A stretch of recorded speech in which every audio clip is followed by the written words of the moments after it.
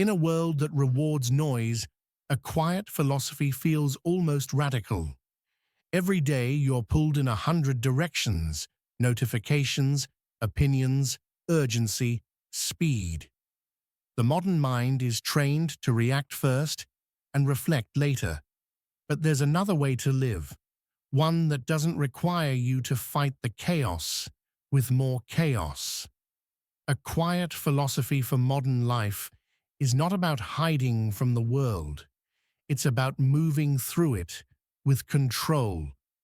Start with this. Protect your attention like it's your most valuable currency, because it is. You can earn money again. You can rebuild status. You can even recover from mistakes. But the hours you lose to distraction never return. So the first practice is simple. Decide what deserves your focus before the world decides for you. Imagine your attention as a doorway. Most people leave it wide open. Anyone can walk in. Bad news, petty drama, comparison, the pressure to respond. A quiet philosophy closes the door and chooses what enters. It doesn't mean you ignore reality. It means you stop letting reality become a constant interruption. Second, speak less, but with weight. Modern life encourages endless explaining. You feel a need to justify your boundaries, your choices, your pace. But over-explaining trains people to believe you require approval. Quiet strength is the ability to say, "This is my decision," and let that be enough. Your words should be tools, not habits. Save them for moments that build, heal, or clarify, not moments that simply release emotion. And when you don't know what to say, practice the discipline of a pause. A pause keeps you from being dragged into other people's storms. It gives you time to choose the response that matches your values, not your mood. Third, practice emotional minimalism.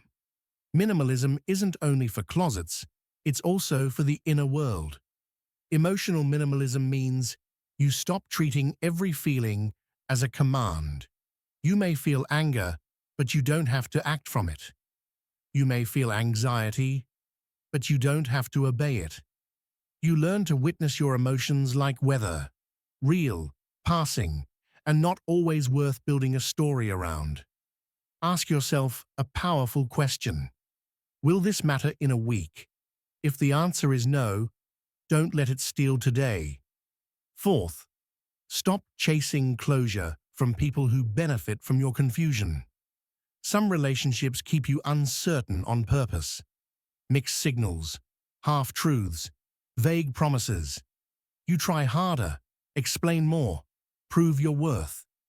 A quiet philosophy steps back and observes the pattern. The pattern is the message.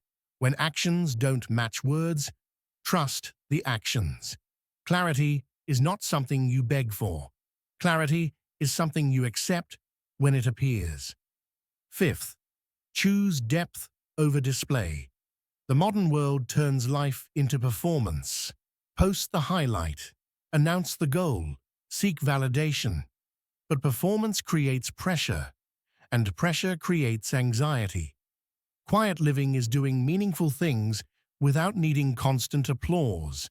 Work in private. Improve quietly. Let results arrive before you advertise them. The strongest people are not obsessed with being seen. They're obsessed with being ready. Sixth, build a daily ritual of stillness, not as an aesthetic, as training. 5 minutes where you do nothing but breathe, walk, or sit without a screen. In the beginning, it will feel uncomfortable because your mind is used to stimulation. But stillness is the gym where self-control is built. When you practice stillness, you become less reactive. And when you're less reactive, you become harder to manipulate. Seventh, accept that peace can feel boring to the addicted mind. Many people sabotage calm because they confuse intensity with meaning. They create conflict to feel alive. They chase drama to avoid emptiness. But real growth often looks quiet. Consistent habits, stable moods, fewer arguments, slower choices, better sleep. Peace is not a lack of life. Peace is life without unnecessary noise. Finally, remember this. You don't need to win every interaction. You don't need to correct every misunderstanding. You don't need to attend every argument you're invited to. A quiet philosophy is the art of choosing. Choosing your inputs, choosing your words, choosing your reactions, choosing what you carry. And if you practice it long enough, something changes. You become steady.